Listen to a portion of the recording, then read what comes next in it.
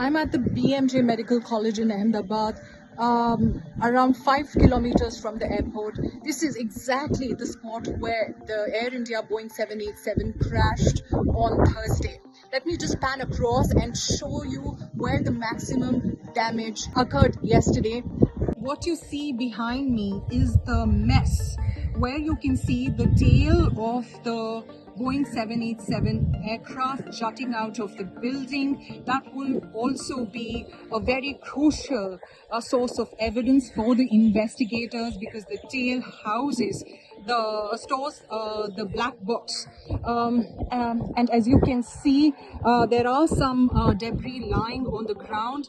This unfortunately is the mess. It was around 1:45 or so when the plane crashed here, and all the students were gathered here for their lunch hours.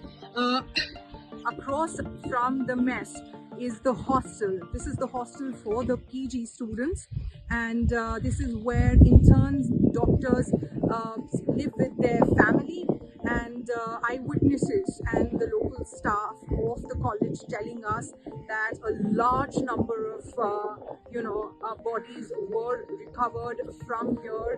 We are going to wait for the revised death toll figure, but we already know that out of the 242 aboard the aircraft, 241 casualties have been confirmed by the government as well as by Air India.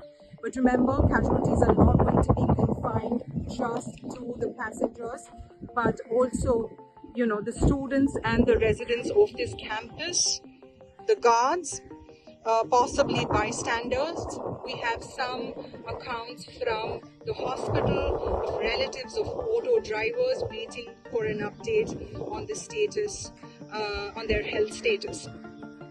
As you can see, there are teams involved in the rescue operation on the ground. Their forensics teams also arrived a little earlier. Those personnel in orange uniform are NDRF personnel. The Prime Minister was here earlier in the day, and he was accompanied by the Minister of Civil Aviation, Ram Mohan Naidu. There were Air India senior staff who were also seen. The entire area has been cordoned off in order to secure the debris.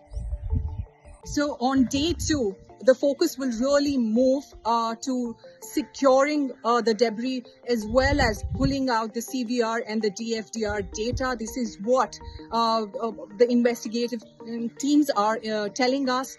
On day 1, of course, the focus was in bringing out dead bodies, in rushing people injured to the hospital and providing them medical support. Stay tuned for more news and updates on this massive air crash.